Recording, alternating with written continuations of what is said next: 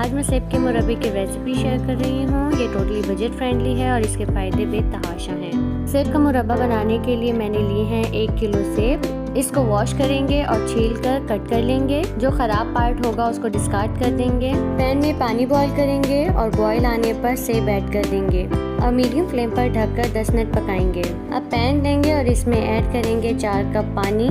जिसमें Apple boil किए हैं वही पानी यूज़ करेंगे। साथ ही इसमें ऐड करेंगे बॉइल्ड एप्पल्स, ये 70% कुक्ड हैं। साथ ही इसमें ऐड करेंगे इलायची 3 से 4 और 3 कप चीनी। मिक्स करेंगे और मीडियम फ्लेम पर 15 मिनट तक पकाएंगे। सेब को शीरे के साथ गलाएंगे। शीरा ना बहुत थिक हो और ना बहुत पतला।